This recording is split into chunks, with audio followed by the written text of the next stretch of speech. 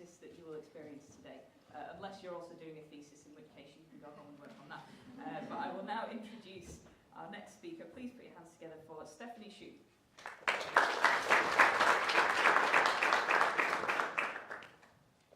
How well do you really know your child? How well does any parent really know how their child is feeling if they're normal? Now imagine your child is sick. They have arthritis. When most of us think of arthritis, we picture a little old lady hunched over a Zimmer frame. But no, arthritis affects around 1 in 1,000 children, and your child is one of them. Her knees are swollen and hot, and she can't climb the stairs at school. Her fingers are sore, and she can't draw you a picture. She seems more tired than other children her age. When you see the doctor, he says he's aiming to get her to something called inactive disease. He explains, inactive disease is where we can see no evidence of the arthritis.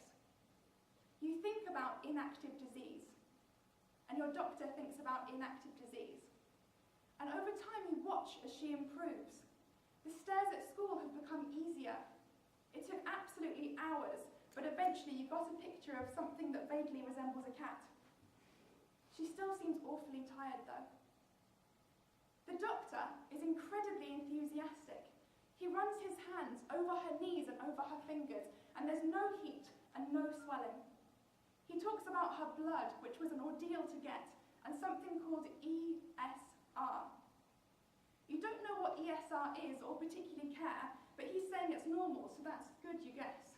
He pauses. Your child has reached inactive disease. You think about how long that picture took to draw, and how tired she always is, and you leave confused. Parents and doctors think about very different things when they're judging if a child with arthritis is well. For my PhD, I'm looking at 1,500 children with arthritis. I've delved into their medical records, and parents have had questionnaires, all to answer the question, do parents and doctors agree when the child is well? And I found the answer. It's no. You can see here that parents and doctors only agree in around 1/3 of children.